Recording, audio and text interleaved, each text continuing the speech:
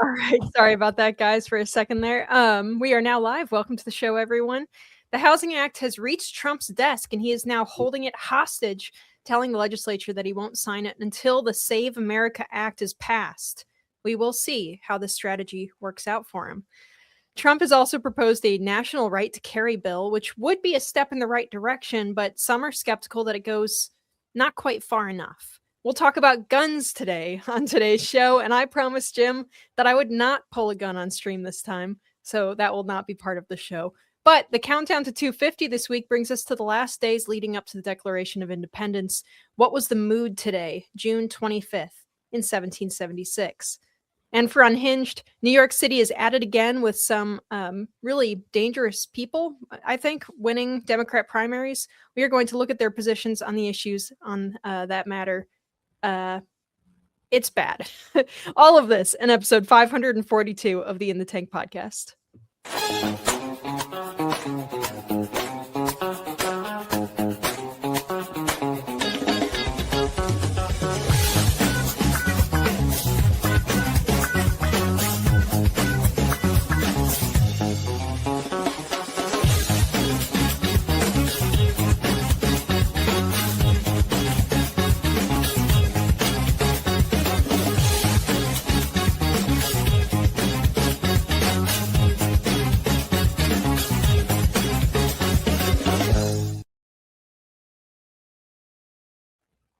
All right, welcome to the In the Tank podcast, you guys. I am Linnea Lukin, your host, and as always, we also have Jim Lakely, Vice President and Director of Communications at the Heartland Institute, and Sam Karnick, Senior Fellow at the Heartland Institute. Guys, how are we doing this week? Just fine. How about you? Very well.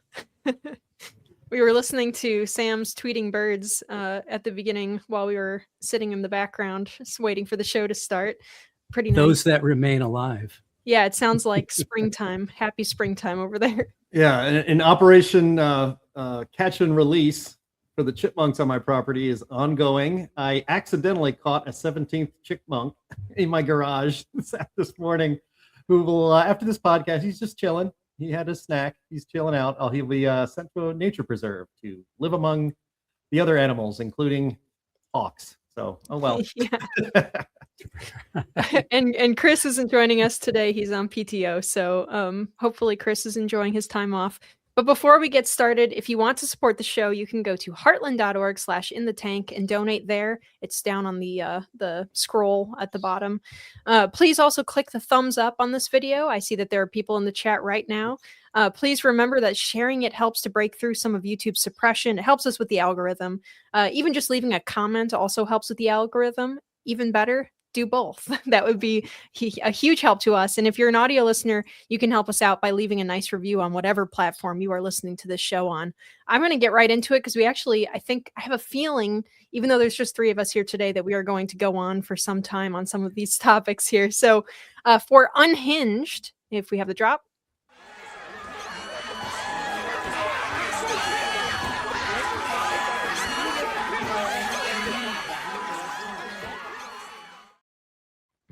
All right. This is not so good. So communists are apparently breeding like rats in New York City. And it's like the big kind that go into the sewers and come out at night and eat babies and stuff. Never has a batch of candidates been so openly extreme than the three Democratic Socialists of America candidates who just won primaries over their basic Democrat incumbents. Among them is an outspoken prison abolitionist, a police abolitionist, and really just race communist, honestly. She was once interviewed and asked about what she thinks should happen to a person guilty of murder. Shouldn't they at least, go to jail out of all the people that should? And her response was pretty much just to avoid answering. She kept talking about how traumatizing being behind bars is. That's where New York is at. Let's pick the video of Dairy Race Commission. I titled it Dairy Race Com. Oh, What's your response to that? The DSA has a reputation of focusing too much on class and maybe downplaying race. Yeah, I came to my politics of socialism, of democratic socialism, through a race lens, right? I was doing a lot of reading of the Black radical tradition. I was doing a lot of organizing around ending mass incarceration, around immigration justice. I, was part of BYP 100, Black Youth Project 100, Families for Freedom, doing immigration justice organizing, and a number of other organizations around racial justice and economic justice. And my research, my doctoral research, is around a lot of these issues. And for me, racial justice and economic justice have always been inextricable. And that is how I came to a politics of socialism, right?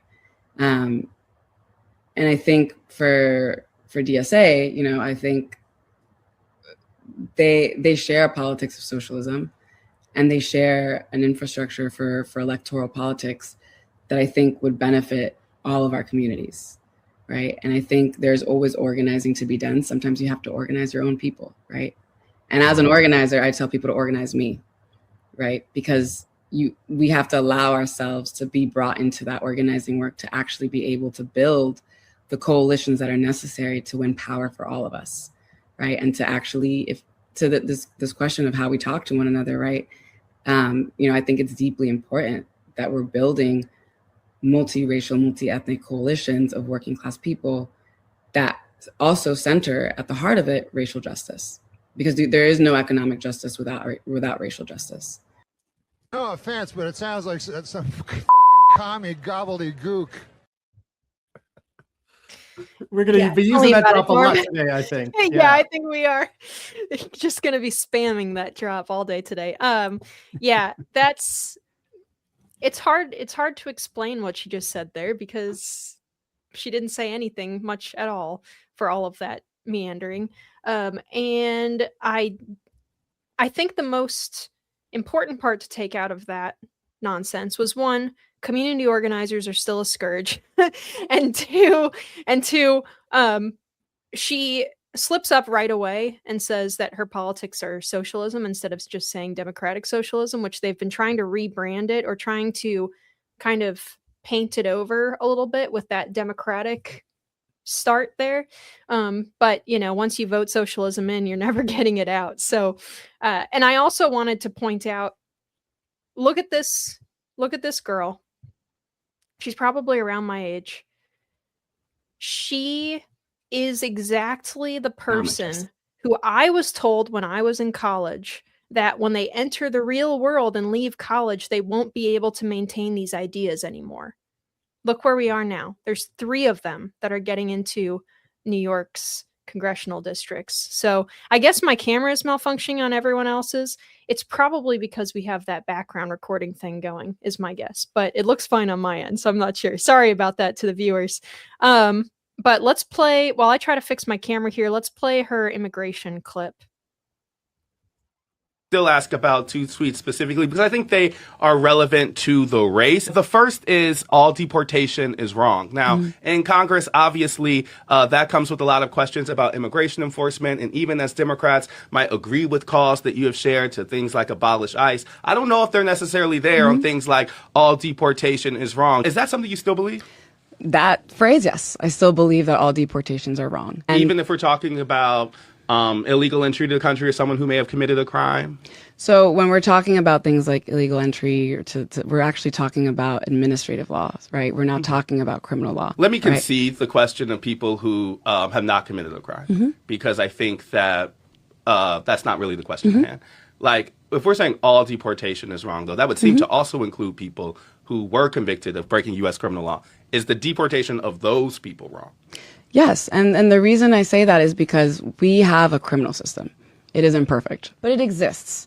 And it is one that if we accept as the process by which we want to engage with these issues, right? The issues of harm, issues of criminality, what have you, then we need to make sure that it is one that isn't also discriminatory on the basis of where people were born, right? To subject someone who has committed a crime to both a criminal system and then additionally to an immigration system that also detains them in the very same facilities that people who are convicted of criminal convictions are also held, right? And then deported and ripped away from everything they know and love. That is also punishment. And that is punishment not on the basis of the crime they committed, because they already served their time when they were processed through the criminal system. It is double punishment. And if we truly believe that double jeopardy is something that is unconstitutional, something that is unethical, something that is against the principles of equality in this country, we cannot subject people to that on the basis of where they were born. No offense, but it sounds like some fucking commie gobbledygook. Yeah. I'm gonna keep All right. it. I can't help it. Yeah. Hopefully my camera is better now. It still looks the same to me. So hopefully it's good. Sorry about that, you guys. Anyway, yes, this person is crazy. And she is not the only one. She also has worse than that. I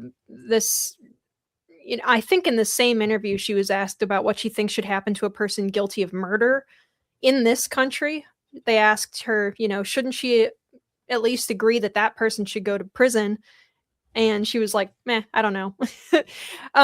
So we have all these guys entering into politics now. None of them gave up the views that they had when they were indoctrinated in college. And why would they? It's being supported. And it's also not being pushed back against by the Democrat establishment aggressively at all. Every once in a while, you might get a funny clip of Nancy Pelosi or someone, calling out some protesters or something, some DSA protesters. But that is not the case in New York City right now. Democrat leader Hakeem Jeffries even was recently heckled by socialists at the Victory Party, where they chanted, "You're next," if we have that video. You're next, you're next, you're next, you're next, you're next, you're next. Discussion here, some other common process before they could commit. Yeah, we're in trouble. We see this.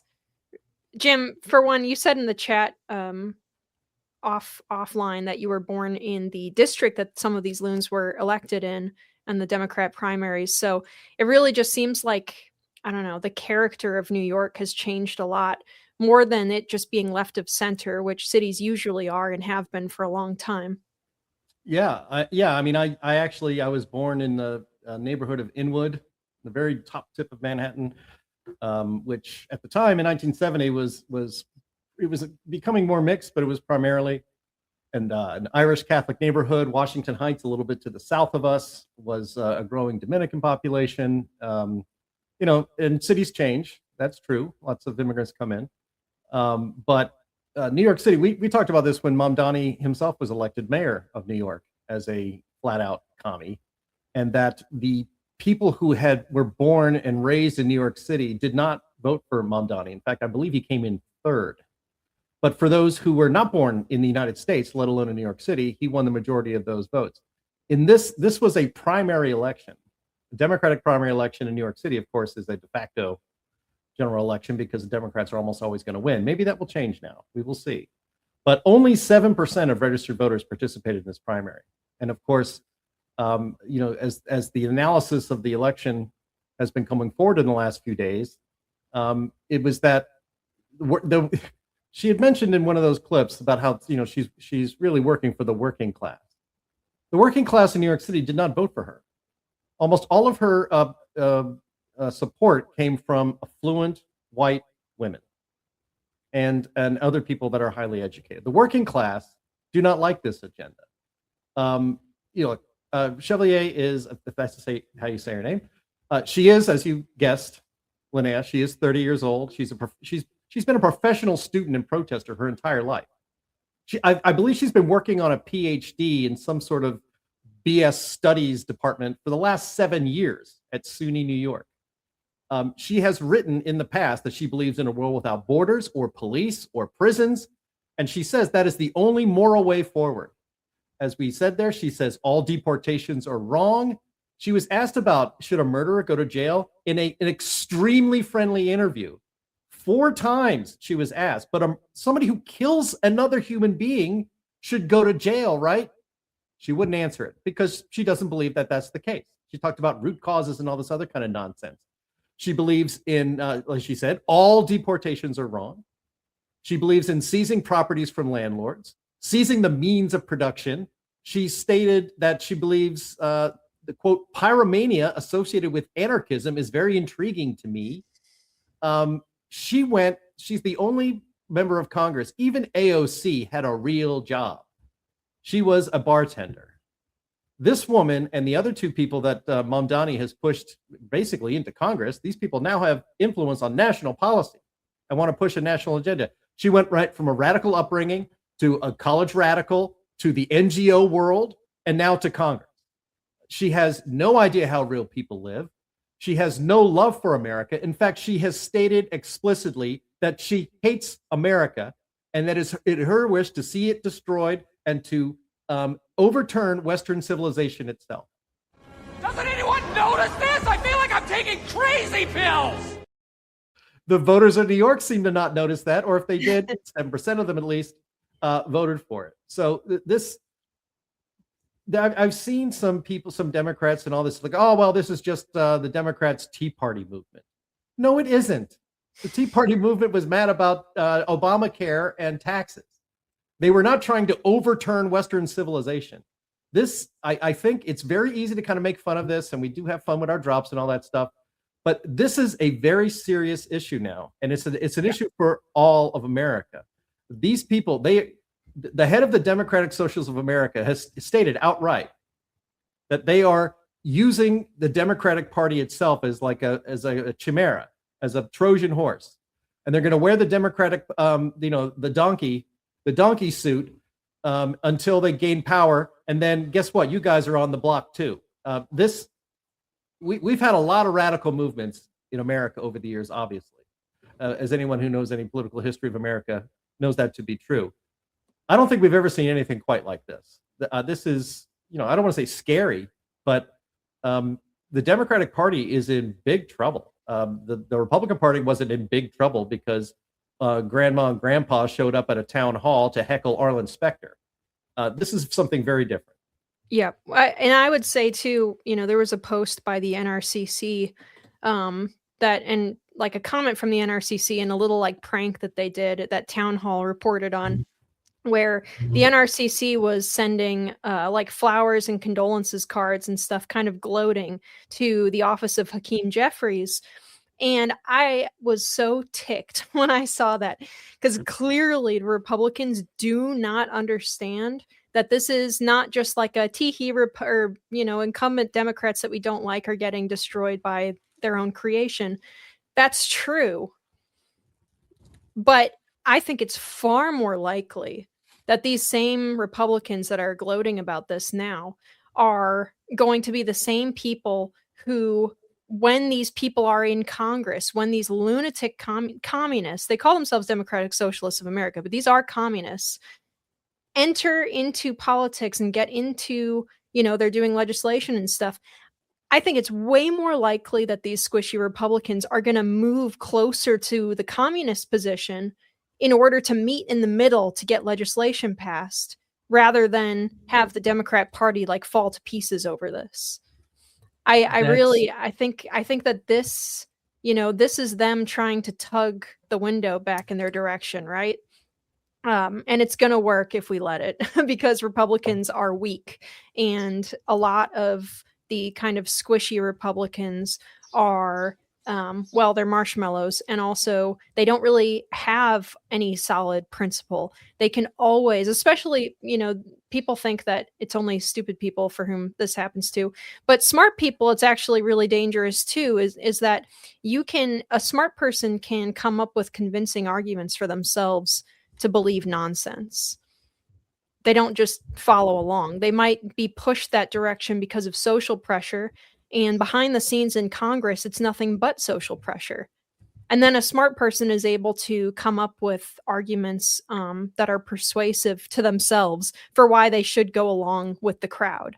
And I think that's more likely what's going to happen over time than any Democrats are going to come over to the Republicans and we're never, the Democrat Party is never going to win an election again. I think that's dreaming. Accelerationism does not work. This is a bad thing. That is the problem with Republicans today and with conservatism as a rule. They're all about processes and saying, well, if we fix this process, then everything will be okay because people will see the truth and they'll vote for what's good and so forth. And judges will make better decisions. That's all rubbish because the other side is not, they're not in favor of the American way. What they're in favor of is, frankly, the destruction of Western civilization. That's what it's all about. America has, in the past, say, 2 or 3 decades, become pretty much the only redoubt of Western civilization that remains. Look at how repugnant and insane Canada has become. Great Britain, France, Germany, basically all of Europe, except a couple of places in the Eastern Europe, former communist countries, interestingly enough. America is what remains of Western civilization. And civilization, look, it only exists insofar as people are willing to defend it. And defending it isn't just talk. As G.K. Chesterton rightly said, if you love something, you will fight for it. Now, the fight does include talk. It does include thinking. It does include things like what we do and our writings and so forth. But when it comes down to it, these people are absolutely 100% willing to engage in a violent revolution to take down the current system of the United States. Well, the current system of the United States is very messed up. It's very messed up. It's been very corrupted by these same conservative and liberal people over the decades. The left and the right alike have corrupted America for different reasons. The left wanted to put more power in government, and the right wanted to put more power in business. Nobody wanted to put more power with the regular people. So the way for the right to move forward is clear. You have to present an alternative to the current system that is as far to the right as the destruction of civilization is on the left. Now, a rebuilding of civilization, Western civilization, which used to be called Christendom, which is why this is all happening, is that the intent is to destroy Christendom. If you're going to have a reconstruction of this country, it's going to be fundamental, and it's going to have to get rid of all the corruption that the right has been involved in too.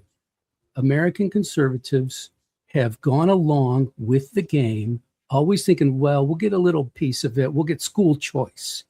We'll get military spending that we can dole out to our friends. We'll get a variety of things. We'll get more government surveillance of enemies of the people, who end up being the people on the right more than the people on the left. So you have to stop that. And that's the one thing that I think that Trump brought to the table that was brand new and has to continue and grow and expand if we are to save any of this. Absolutely. Well, I'm going to move us along here. I mean, because we actually will get a little bit back to this a bit because Trump commented on these victories as well. But, we see from this Unhinged segment today that communists have a pretty wide range of primary concerns. You might think that because they're so worried about race and prison abolition, that they might forget some of their, or at least place on the back burner some of their economic policies. Don't bet on it. Diversify your investments so it's harder for the communists to snatch it all away. That is why a lot of people in conservative and libertarian and emergency prep spaces hit you with ads for buying precious metals. They're not wrong that they're who you buy them from. At In the Tank, we trust Advisor Metals over all of those other guys, and that's because we know the person running the place hates communists. A great friend of Liberty, Ira Brzezinski, owns and is the managing member of Advisor Metals. He has decades of experience in precious metals and is the only person in the physical precious metals industry who has a Commodities Futures Trading Commission federal registration. What that means is that everything Ira or a member of his team says to you has to be factual. So there's not going to be a sketchy sales pitch or any kind of bait and switch. Ira is held to the highest ethical standards, and there's full transparency, which is way too lacking in other places nowadays. If you want to diversify your investment portfolio and your savings, if you are planning for retirement and are concerned about economic uncertainty, if you want a tangible asset that is easy to buy and sell, you can secure your assets with a wide range of physical precious metals by getting in touch with our friend Ira at Advisor Metals. Ira is going to make it very easy for you. Please visit climaterealismshow.com/metals and you can leave your information for Ira and get started with investing in precious metals and expand your current portfolio. Go to climaterealismshow.com/metals. And when you talk to Ira, make sure you let him know that we are the ones who sent you. That helps us while you're helping your financial future by diversifying with metals at Advisor Metals. All right, you guys. All right, we are going to jump into this report from Fox News. Trump declares a national emergency, demands housing overhaul bill be scrapped in Save America push. Trump called the housing legislation an Elizabeth Pocahontas Warren-centric housing bill of minor importance. President Donald Trump announced a last-minute cancellation of the signing of the 21st Century Road to Housing Act on Wednesday, issuing an ultimatum to get the SAVE Act passed. Trump wrote on Truth Social, today's housing news conference and signing is hereby canceled until such time as we pass the desperately needed Save America Act, which I consider to be a national emergency. Thank you for your attention to this matter. House lawmakers passed the Housing Act by a 358-32 vote on Tuesday, if that doesn't give you the chills, reflecting widespread agreement on the need to help Americans facing housing affordability challenges. The bill seeks to expand the supply of homes and will lower costs while also giving individual buyers a leg up by banning large institutional investors from purchasing single-family homes. Trump apparently referenced also the New York DSA candidate victories. He said, every election is important. We're doing very well. They want a lot of communists to come in. I'm saying it a little bit differently, but the people that they're pushing are communists, the president responded. He also went on to say, this country is not going to have communists. I love that. Thank you, Trump. Anyway, I think the last time that we talked about the Housing Act, we weren't entirely sure that it was such a good idea. Banning companies from buying houses probably wouldn't have like a super massive impact on local pricing, depending on where you are, I guess. But Sam, I mean, he's putting it aside and kind of treating it as like a hostage situation. But should Trump be signing that housing bill at all? I mean, there is some good stuff in it, like loosening up some regulations about factory-built homes, updating zoning policies, that kind of thing, which we would typically be in favor of in some form.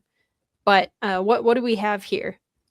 Well, I'd be in favor of those elements of it if they were actually real, but they're not.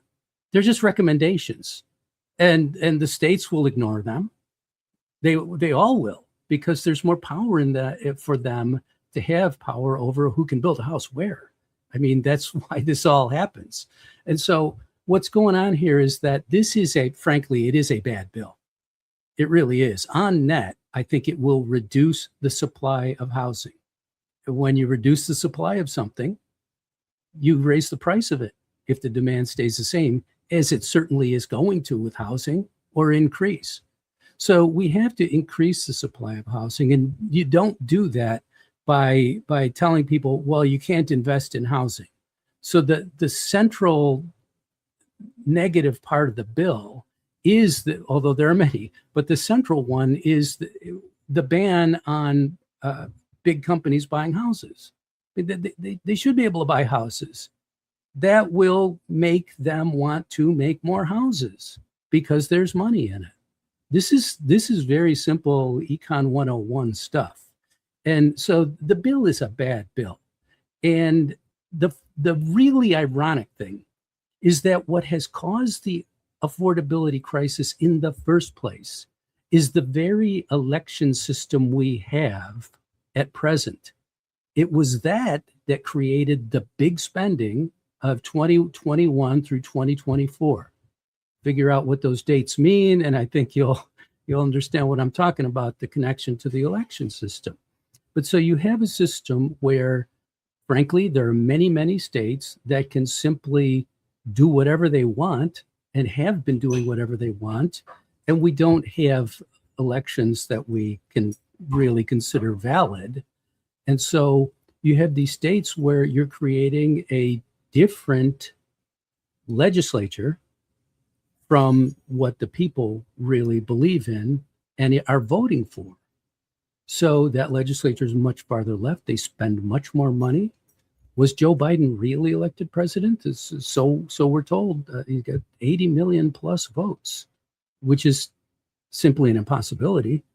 But you put all that together, and what you get is the years 2021 through 2020, beginning of 2023, really, because you got a Republican Congress in 2023 and 2024, and they held the line on spending. Now, they didn't particularly brilliantly hold the line on spending, but they did because they and the president couldn't come to any agreements. Yay. When government can't come to agreements, that's a good thing because things don't happen. Unfortunately, we have so much bad right now that you have to come to agreements in order to get rid of it. And that is where Trump is sitting right now, saying we have to get together on the SAVE Act so that our elections will reflect not necessarily what the people of the United States want, but the people who vote want. We have no guarantee that they do reflect that. I don't think our elections do reflect that. I don't think our Congress reflects the will of the voters. But we certainly can find out by passing the SAVE Act. It certainly does no harm to have the SAVE Act. Nothing. So if you pass the SAVE Act, you will get a cap on the kind of outrageous spending that's been going on for decades. Because what the Congress people and the people in the administration will be able to get from the public will be capped by reality, the reality of what people are willing to vote for and willing to tolerate. So that would solve the affordability crisis immediately. Because if you lower government spending, you lower inflation. If you lower inflation, and this is something people need to be well aware of, if you lower inflation, you lower interest rates. You lower the nominal interest rate, what number you pay, because you're lowering the inflation part of it. So if inflation is 4%, the interest rate has got to be 6.5%, 7%. If inflation is 2%, you knock off 2 points off of that. If it's 0%, you knock off 4 points off of that. And that also makes it easier to finance the government. So you're spending less because you're spending less on interest on the federal debt. So you put all this together. I'll sum it up. The SAVE Act would be a fantastic way of solving the affordability crisis. The Road to Housing Act is a terrible thing that would suppress building and would increase regulation overall and wouldn't do the things that we're being told it would do. So the SAVE Act is the one that you want if you really care about affordability, if you really care about how much housing costs. That's the one we have to have. So I hope this was a plan by Trump from the start. I'll use that Road to Housing Act. I'll let them do that, and then bam, use it prove that to they'll vote for something together, and then Yeah, right. That's and then kind of just perfect. yank the rug out from under them. Yeah, I mean, Trump said that lower interest rates, which the Fed seems to always want to do under Biden, but not under Trump. That's kind of weird, right? Wouldn't be partisan at all. But he said lowering interest rates would do more good than this bill, and he's probably right about that. I don't care about this housing bill. I didn't even know it had passed. I didn't follow it very, very closely. Don't care. The only bill that matters is the SAVE Act, period. And the election in New York City actually is just the latest reminder of why secure elections matter. Trump, to his credit, is using the leverage that he has. Would Republicans be punished at the polls if Trump doesn't sign this bill? Maybe. I don't know. Will the Republicans be punished at the polls if the Save America Act doesn't pass? Yes. And not just because Republican voters would be mad, because not even Republicans, 71% of Democrats support the stuff that's in the Save America Act. But Republicans would be in big trouble at the polls because widespread election rules that make stealing elections a lot easier would still be in place. In fact, if you wanted to design election rules in order to facilitate theft, you would have exactly the election rules we have in mostly blue states in this country. This whole every week. I mean, Trump went to the Wednesday luncheon for the Senate. The Senate caucuses, each of the caucuses usually has a luncheon on Wednesdays. It's tradition. It's been around a long time. I remember that from when I was covering the Hill. He went there and basically read on the Riot Act on the SAVE Act. And I am sick and tired of every single week having John Thune or some other Republican say, we just can't get it done. We don't have the votes to overturn the filibuster. We know that's going to happen at the moment Democrats, and it'll happen one day, Democrats retake the Senate. They're going to get rid of the filibuster, and they're going to start cramming through all of these radical ideas that nobody supports. We're talking about a bill that has, I think, 84% support or 90% support in the Republican registered Republicans, and plus 70% or more among Democrats. And they will not do what it takes to pass it. I am old enough to remember when Obamacare was shoved down our throats using legislative tricks and a parliamentarian who didn't care, I think literally on Christmas Eve, by Harry Reid. Harry Reid, who lied about Mitt Romney not paying taxes for 10 years, and when challenged on it said, he didn't win, did he? I am sick of a Republican Party, and Trump is too, of a Republican Party that is in power, has a chance to do something extremely necessary to protect this country and the integrity of our elections, and they won't do it. This can be done. At least make the Democrats talk and talk and talk and talk, and then have a vote. Don't just say, well, we don't have the votes, so we're just going to put it aside and not even care about it. Make it a real filibuster at least. Make the Democrats stand up there for days on end and explain to the American people why securing our elections is a bad idea, why we can't do it. Try something. And that's what Trump's doing right now. He's trying something. He's removing his pen from something that I think most Americans didn't even know was passed, but the people in Congress know it was passed, so they want it signed. And I give him credit for it. Don't sign it. Hell with it. Yeah. Interestingly enough, I understand that if it sits for 10 days and Congress is in session, it will become law without his signature. I read that just yesterday. And I thought, guess what he could do then? On he day has to 8, veto it. he says, I will veto it.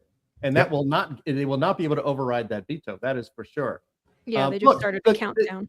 This Senate has remained in pro forma session where they have one senator come in, bang the gavel, look around, bang it out. And as long as they do that for like 5 seconds every day, the Senate is still in session, and Trump has not been able to get, recess appointments when his regular appointments have been stymied in the Senate. So this Senate has never cooperated with Trump. So I don't blame him for playing hardball with him, to be honest. And what the SAVE Act is really about, remember what this is. It's saving the remnants of Western civilization. That's really what it's all about. This isn't funny stuff. I mean, look at what happened in New York this week. That's really obviously kind of mind-blowing. And if that's what's to come, we can't just depend on, well, they're so dumb that they won't succeed at getting bills through, and they won't succeed in winning a majority. If the system is rigged, they can win a majority. That's the whole point of it. So don't let them rig the system. Stop it right now. Otherwise, we lose everything. It is interesting how things have kind of gone the last year or so. Is kind of, we get like this rapid burst fire of victories, like on the redistricting stuff, and then we just crash into a wall and just painfully crawl over it for a couple of months, and then all of a sudden you'll get another burst of things happening. So hopefully that continues. But I decided to make this the main topic today because it's a policy position that, you know, we can still be, or that will be chatted about for a long time coming. And I wanted to remind everyone that this fight is still ongoing. The SAVE Act is not dead. It's not been close to dead. It's been stymied. But I do think, actually, I have great hope and great optimism that it actually will get passed.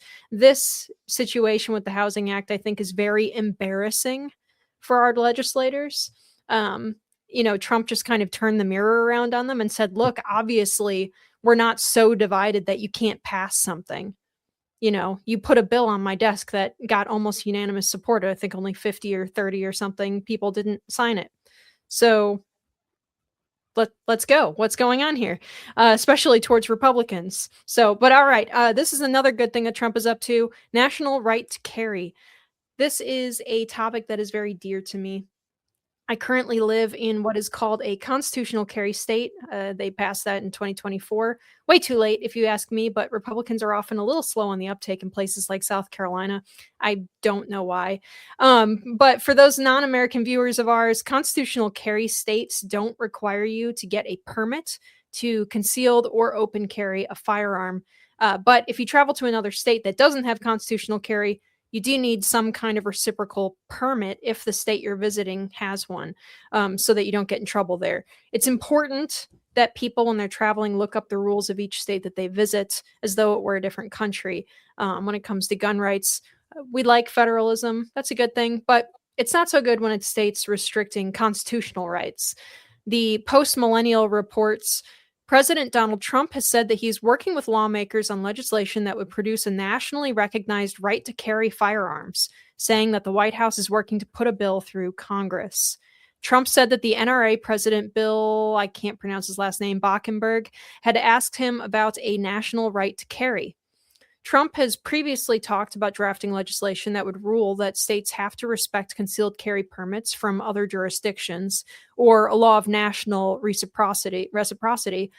Similar to a driver's license, a permit, if it were obtained in Pennsylvania, would carry the same weight if you were traveling across state lines to Maryland or other states. Currently, that's not the case. Concealed carry permits do not reach across state lines unless they have a specific reciprocity with that other state. So, now, this would be a good thing, generally. It's a step in the right direction. If it passed, I would not be complaining. However, it could be significantly better.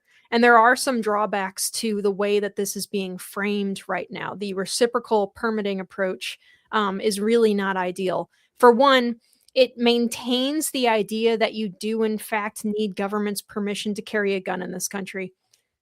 You know, to be a little bit Ron Swanson here, my permit is the Second Amendment. If Trump were to pass federal constitutional carry, it would eliminate the permit to carry barrier altogether and make it easier for everyone. You wouldn't have to go out and spend money and get a permit, even if it is, you know, like $10 or whatever. Still, if you have a permit, just like if you have a driver's license, it can be taken away. And I think that there is a reasonable debate to be had on that issue, Sam. But, you know, this win, if it does go through, could be a lot better. And I think that's true for a lot of states. I think you're quite right, Linnea. Let's get down to the fundamentals. All right, what's going on here? All branches of our government and all levels of government are here for one reason: to protect our rights to our life, our liberty, our property. And to do so, they police against crime on the state level and local level. which is put the states let the localities do that, but they have the authority over it, the states. And they enforce contracts that are valid. And they also stop invalid contracts that are done by force or fraud. That's it. They don't have any right or authority to limit what firearms people have. And I'm actually a pretty 100% about it, that they just have no right whatsoever. So the states are supposed to protect our right to own a gun. So nobody could come and the local sheriff can't come and take away your gun, or some vigilante group of neighbors can't come and take away your guns. They can't do that. The state is supposed to protect that. If the locals fail to do that, then the state has to do it. If the state doesn't do it, which has been rampant across our country and still is, then the federal government is supposed to do that. As you say, a national constitutional carry would simply be stating that, oh, by the way, here's what the Constitution, including the Bill of Rights, says. And that's the law of the land, folks. Get used to it, because we, on the federal level, are going to enforce it if the states don't. And why are we going to do that? Because it's our job. So that is the way it should be.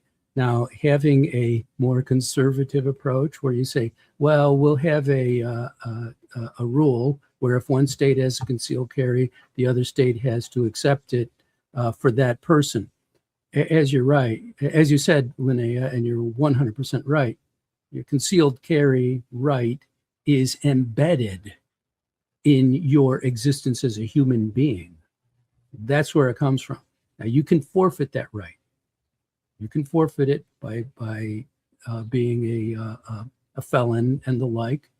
But if you haven't actively forfeited that right through due process, and that's been determined through due process, you have that right.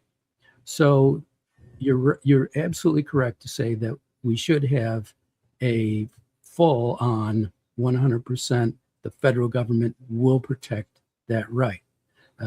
This is a reasonable step toward it.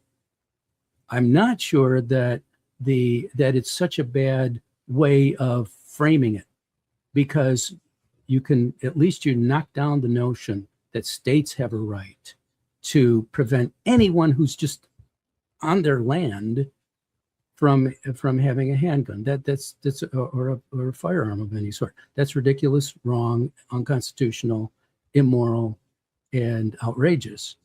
So let's get rid of that, and then maybe we can move on to the bigger picture. Yeah, I certainly am not the kind of person who is, going to stomp my feet at the good in pursuit of the perfect here, especially on bills like this that I think are very important. California or Illinois or New York or whatever should not get to tell you, no, you have to disarm at our border. When it's a federal, like, constitutional right.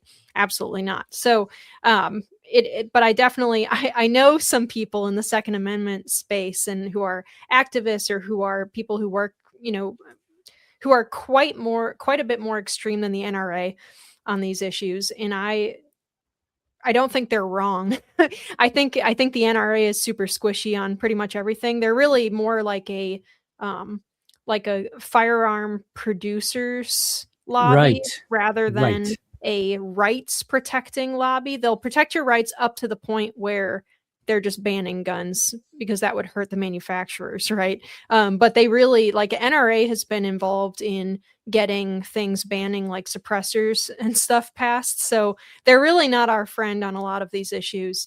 But I think they're correct, and Trump is correct in pursuing this angle, probably, in terms of actually getting something passed and getting your foot on the door with what would functionally be basically national permitting for, for concealed carry or open carry, would be a really, really good step. And I'm not going to complain about it.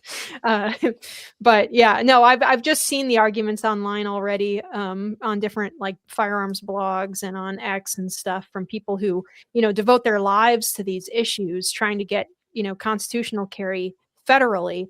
And they're very angry about this. And I'm half worried that people like that will burn down our chance to make good progress just because they're so upset that they didn't get everything they wanted in one bill.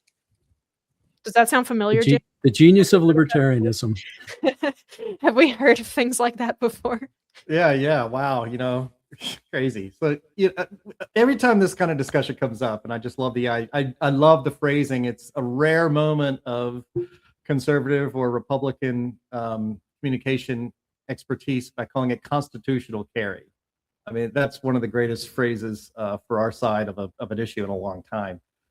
And another term that was good for the other side is the sanctuary cities things. And every time so we have sanctuary cities for illegal immigrants, and that's just been fine for decades. There's been almost no pushback on that in a legal sense, in an electoral sense. Chicago's famous for it. They even give sanctuary to violent, illegal immigrant criminals. They don't tell ICE that we have this criminal in custody who's also an illegal alien. Well, I'm not going to tell ICE. In fact, we're going to release him on no or low bail so he can go commit more crimes, to an unwitting public. I've always wanted cities, especially in blue states where I live here in Illinois, to set up Second Amendment sanctuary cities or counties that the draconian and, in my opinion, if you're a county commissioner, unconstitutional gun laws in Illinois, we are going to recognize the Second Amendment right to keep and bear arms. And so we will be a Second Amendment sanctuary city. So if you are a happy gun owner, come on in, move into our place. I would love to see that. We'll never see it, but that's what I always think of with I think about the stupid sanctuary cities, and that we need Second Amendment sanctuary cities, and maybe, constitutional carry is a great way, I think, to eventually get there. Because look, there's more guns than adults in this country, I believe. And the vast majority of gun violence, if this is always a big topic, especially on the left, vast majority of gun violence is committed in a select few high crime areas where gun control laws are very strict but completely ignored, or tragically suicides. You take those out, and the supposed gun violence problem that all these World Cuppers coming to America thought they'd be like dodging bullets all the way to the stadium. They realize that doesn't really exist anywhere really in the country except in high crime areas, and it's always never been the guns. But if you want to ban guns, let's see if this country is up for repealing the Second Amendment. I'm willing to let's have it out. Let's see if America wants to repeal the Second Amendment. We'll do it the right way, the constitutional way. I have my doubts the gun grabbers are going to win that one, and I would hope we'd be able to put that aside. We're going to have a conversation very soon here about the founding generation. They put the Second Amendment number 2 in the Bill of Rights for a very good reason. It is not for hunting deer. It is to give the people at least some personal power over government oppression. That sounds radical and crazy, but that's the reason the Second Amendment was put in there. They did not want an unarmed populace completely at the mercy of what government always becomes, which is tyrannical. Period. It does. Even in the system they set up, they were afraid of a tyranny coming in and a government using the force of their arms, which they have a right to have. They wanted at least the threat of a counter to that from the people. That's what the Second Amendment is for. And if you don't like it, take up a constitutional amendment to repeal the Second Amendment, and we'll see how that goes. Absolutely. No, that's it. And I'm glad that you attempted to transition us to count down to 250 here, Jim. However, I am going to swerve your your attempt there because I do want to make one other point about this, and that's that in reminiscing about when this was passed in South Carolina, when constitutional was passed in South Carolina, I went to Reddit to look up the I wanted to see what the mood was on Reddit, as they say, when this passed in 2024. And just as I suspected, it was a whole lot of doom and gloom. We are all going to die. Gun crime is about to spike immensely. And then there's all these leftists who are saying, you guys, we have to make sure that we arm ourselves and that we practice with guns too. And if we concealed carry, the Republicans are going to want to repeal this because they don't want us concealed carrying. It's like, no, nobody cares. I mean, I guess if you're unstable and you kill someone, then you'll probably just go to jail. It's really not something that we're trying to get past you. It's not like this is Republicans are allowed to concealed carry anywhere they want, but Democrats are not allowed to, but I digress. The idea though that like gun crime spikes when constitutional carry is passed, it's obviously not true. Maine has constitutional carry, and Rhode Island, New Hampshire does too, I think. Those states are hardly at the top of the list for gun crime in this country. If you'll notice, it's states like Illinois and New York, Washington, D.C., places where absolutely there is a whole lot of restriction on firearms carrying that have the worst crimes, the worst rate of murders and stuff. So yeah, I'm not too worried about that, but I did want to reminisce a little bit on those delusions, I guess.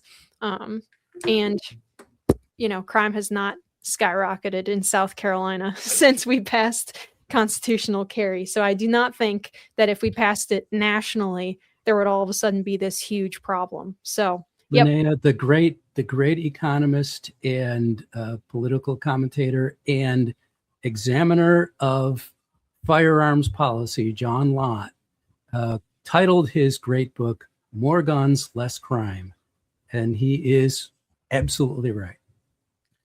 Just real quick, Linnea, the way you framed that, well, how would you like it if a bunch of liberal Democrats were walking around with concealed firearms? Like, fine, knock yourself out. And that actually exposes really. What's your point? Yeah. Yeah, I know. But it exposes a fundamental difference in the way the left and the right recognize what rights actually are.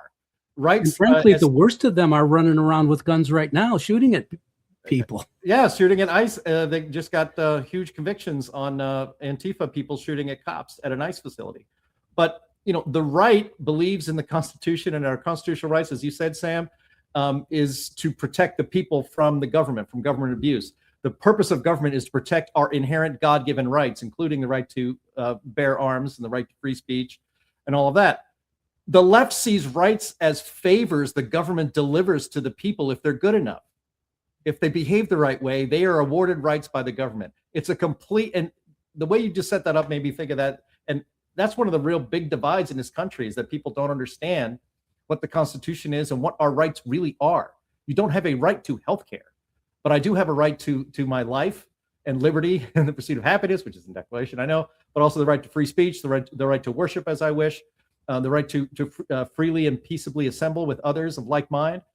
These are rights that belong to people and the government cannot take away. The left sees rights, this is why this is in all these European constitutions, rights as favors that the government awards a well-behaved public. It's completely wrong to think it that way.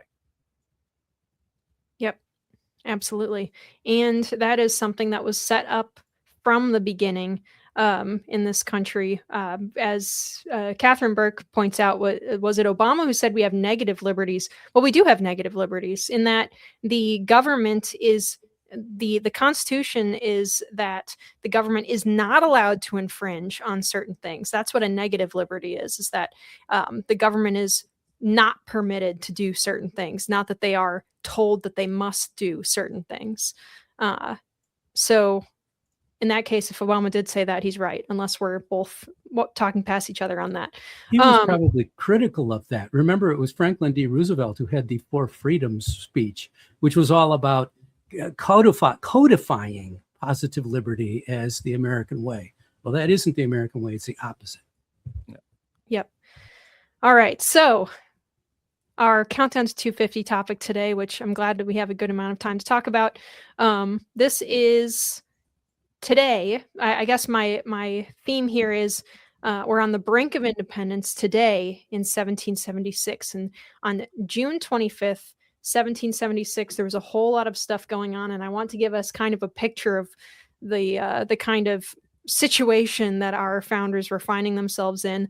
I was delighted to discover this week that the Second Continental Congress took meeting notes the way that we still take meeting notes at various organizations and government bodies today. I didn't realize that they were doing that back then. I knew they were writing letters back and forth, but they really do have straight up meeting notes where they have the time that they took breaks and stuff logged in. And they mention, who stands up to say what. It's great. If you guys want to go to this American Founding website, they have all of the meeting notes from the Second Continental Congress. And I highly recommend you read through some of them on notable dates and even non-notable dates, because there's a lot of fun stuff in there. It's very interesting. So this week I wanted to talk about how, we are days away from the Declaration of Independence. And so speaking from the perspective of 1776, a few weeks ago, John Jay discovered a Tory plot to kill General Washington. Two men who were kind of an early Secret Service to Washington himself were implicated in an assassination plot. Yet Washington sent a letter to his wife, Martha, talking about it. He was trying to reassure her that he wasn't really worried about it, but we're not sure if he actually wasn't really worried about it or if he was just saying that for the benefit of his wife. Either way, it's a nice thing for him to do. Tomorrow, on June 26, 1776, one of the conspirators will be charged with treason and sentenced to death by hanging. This is notable. The reason why it's notable is that this is the first execution of a colonial army soldier for treason in the new war, which has become very serious. So this is a turning point where now we're saying you can be treasonous against the body that is the colonial powers here. Treasonous against this country for another. So we're starting to really differentiate even before the Declaration of Independence. Colonial forces had to retreat from holdings in Quebec. A couple of weeks ago, things were going so badly on that front that there is now a full-scale evacuation underway of all colonial forces from Montreal back into New York. Washington has been holding New York for a few weeks at this point, waiting for a British invasion that will come very soon, and he's feeling ill-prepared for it. Even though they've had weeks to prepare, supplies are limited because of blockades. They're also getting ready in the knowledge that the British are also about to go for South Carolina and Charleston. With all of this background, the Pennsylvania Assembly meets today. Yesterday, it was announced that they're going to put a committee together into looking into why things went so poorly in Canada. And reading that just kind of made me laugh because I thought, boy, things really don't change at all. And they have not changed at all. We're going to put together an investigative committee into looking into why we lost in Montreal. But interesting points from the notes of today's session. There is a letter from General Washington of the 23 with sundry letters from Major General Schuyler, I can't say it, Brigadier General Sullivan, Brigadier General Arnold, and others, which were read and referred to the Board of War and Ordnance. Resolved that the secret committee be directed to sell 125 pounds of powder for the use of a privateer.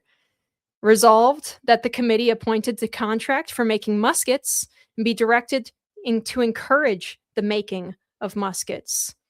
So that's good news. We're up armoring. More good news. A declaration of the deputies of Pennsylvania meeting in provincial conference was expressed their willingness to concur in a vote of Congress declaring the United States colonies free and independent. They now join North and South Carolina and Rhode Island, New Jersey, Georgia, Connecticut, Massachusetts, and Virginia, all of whom have promised to sign the Declaration of Independence. And there was also included in these notes a letter from Elbridge Gerry, who would be vice president under Madison, to Major General James Warren, who was the paymaster general at the time. He expressed confidence that the people of New York and Maryland were also in favor of independence, even if their delegates were, he used the word gender neutered, which I think just means like not making up their mind or neutral, but I laughed reading it. He said, I wouldn't call them gender neutered, but, and I thought that was a very funny way of putting it, a very nice way of putting that they were being hesitant and wishy-washy and didn't want to, join in with the rest. But he felt very confident that the people would, and that they would probably pressure their delegates or even join the war if their delegates voted against it. And then, okay, so the Battle of Sullivan's Island, which I talked about a couple of weeks ago, is going to happen on the 28th of June. There were skirmishes that were obviously already breaking out, and battles already breaking out all over the place for some time at this point, but it wasn't an official war yet. That wouldn't happen until the Declaration of Independence asserted officially that we were our own country and that the British were infringing on our sovereignty. So I wanted to give you guys that picture of what's going on today, 250 years ago, and all the context and everything. Everyone is crazy stressed out. They've tried to reach Britain with the Olive Branch petition, and it was smacked down or even just ignored completely. They are I see the comments also think that the gender neutered thing is pretty funny. They know that this is it. They are gathering the different colonies and their representatives in a Continental Congress, which at the time was illegal. The British were and would be for another year or so arresting people for being involved in the Continental Congress because it was, to the British, treasonous. To us, we are now finally starting to execute people on our own side for treason against our own side. And like I said at the beginning here, that to me, I didn't read this anywhere in particular, but to me, the execution of someone for sedition is a pretty firm example of us moving on to the next stage of statehood, saying, we haven't actually passed the Declaration of Independence yet. We have not declared that we are our own country, but we are beginning to act like our own country to the point where we're executing people for treason. So I wanted to give us that, Sam. I think, I don't know. I love thinking about this week, not necessarily just all of the days leading up to it, but the idea of sitting there in Pennsylvania, in Philadelphia, talking about, well, we're executing this guy for trying to assassinate George Washington. This is a state level, kind of punishment that we're carrying out. It's not just taking British soldiers and holding them in prison camps and stuff until we can trade for our own people that are captured. This is a guy who's breaking the law of our new country that's not even established yet, trying to execute our leader. And so we're taking matters into our own hands on his punishment. And then also we are continuing to pay off privateers in ammunition that we're giving them so the privateers can go harass the British. We are building more muskets. We are getting ready for a prolonged war that we are certain is about to really blow up. And next week it will. It's fun to look back at this and get into some depth, as you've done here, and these documents very much do. Because these people were fighting for their rights as Englishmen and women. They were fighting for their rights as subjects of the king, and the king is supposed to protect their rights. That's what the Magna Carta established formally. And there was obviously a bad government there. There's no question about it. But the king and Parliament looked at it as, well, these colonists, they answer to us. They're under us. If we're doing it, and they wouldn't even conceive that they were doing a bad job. But that's the point, is it doesn't matter what job we're doing. You are under us. You do not get to decide this stuff.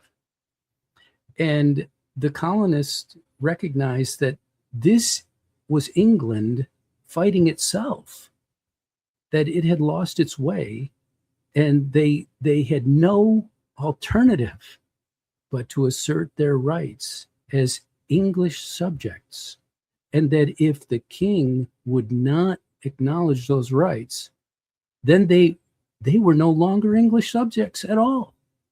They simply weren't. And so what they're doing here is they're building a state, just as you pointed out, they're building a state of their own because they don't have one. And one of the things you have to do when you have something you love is you have to protect it. And that turned into having actually to kill people who wanted to take away who wanted to strangle your state in its crib. It's so interesting. You're right. This week is a very, very critical one where they are confronting the reality of what they're doing. As you read, and I hope our listeners will read these passages. They're really quite interesting. But what you're seeing there is the intensifying of the colonists' reactions and the strengthening of their resolve based on the increasing realization of what is really going on, which is that they are no longer part of Britain. They're no longer subjects of the king. And now they're going to prove it. They're going to live by that. I think it's an incredibly interesting historical event. It's so monumental. It's almost unbelievable that it occurred. And to see, let's take it back around to our original topic or earlier topics of the day, to see that being reversed, to see people intentionally trying to take that away from us and make us subjects of, frankly, tyrants, is just so horrible and pathetic. I hope that this country is turning around and getting the ship of state back in shape, that there's clearly a strong sentiment for it, especially among the people. Those who don't have a lot of political power seem to have more awareness of what's going on than those who do. Those who do seem to be blinded by their own self-interests, if anything. So these are things that we need to, I guess, relearn.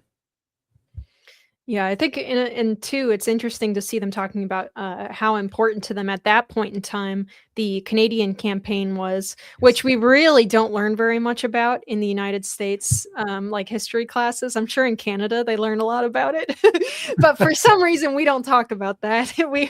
We're not too pleased with our performance in Montreal. But it's so funny to read like John Hancock going on and on and on about how important Canada is. Mm-hmm. He says, the present is not a time for delay. Everything we have a right to expect from that quarter depends on expedition. Without it, we will be ruined. Remember, your own safety and the security of Canada are exactly one and the same thing. So you have a little bit of, an attempt to be pressing and taking more land as well. Well, that was the King's staging area too. Yeah, Canada. Yeah. It was where they were, getting everything ready to fight us. Yeah, and meanwhile, George Washington is sitting in New York, and they've been sitting there for weeks and weeks waiting because they just know that it's coming, and they know that as soon as that declaration is passed by the rest of the Congress, which they expect will happen, it's going to be on. Big time. Not that it wasn't already. And on the 28th, like I said a couple weeks ago, Charleston Harbor will be besieged, and we will chase them away that time, but we will fail a few months later to keep it again. So it'll go back and forth. We're about to lose New York in a couple of weeks here. And that was a crushing blow to the Continental Army when it was first lost. I think pretty much everyone was one more ounce of bad news away from throwing in the towel and saying, well, how do we negotiate so that we're not all hanged, for this nightmare. But Providence prevailed and got Washington and a lot of other soldiers out of Manhattan before the British were able to stop them. So it was, the colonists were challenging the greatest empire of the time. It's mind blowing, but I guess I guess the part of the boldness was that they were part of that great empire. They knew their own potential for greatness. Well, and many of them served as well in the French and Indian Wars and stuff. Yes. So, Washington did. I think most of the generals did. Benedict Arnold, of course, did, and was something of a hero from those as well. Right. I think it's terrific stuff. I love this country. I love this country's history. You guys, please go to these websites. There's a website that titled, that we have up on the screen here, that titled it The Summer of 1776. That gives kind of a broad overview of the last couple of months and going into the summer after the Declaration, which is really, really good. Also look at AmericanFounding.org and go to the Journals of Continental Congress. It might be a fun little thing to do to look up what the meeting notes of each day are talking about as we head towards the 4th. I think I'll probably do that just because it is so interesting. I did laugh when they were talking about giving privateers powder and stuff, and there are some notes too about the secret committee and them giving money and stuff to the secret committee for them to use for various projects. I guess we'll talk about those projects next week probably, but I also want to ask the audience, do you guys want us to continue this segment for the rest of the year? Jim had suggested it, and I like it, and I've been enjoying doing this segment, but I don't want to continue doing it if everyone thinks it's a waste of time. But this is an important year for our country, and a lot of this history is stuff that many of us haven't visited for decades, and I think it's interesting to learn. I'm seeing yeses in the chat now. Hopefully... I'll look back. I'll look at the comments under the video too later, maybe tomorrow or something, to see what it looks like. But if we like it, leave a comment underneath the video or in the live chat here, and I will look at continuing and maybe even building a drop, or maybe I'll force Andy at gunpoint to build a drop for this segment. I don't know. I meant to try to make one this weekend. I didn't have time, so we'll see.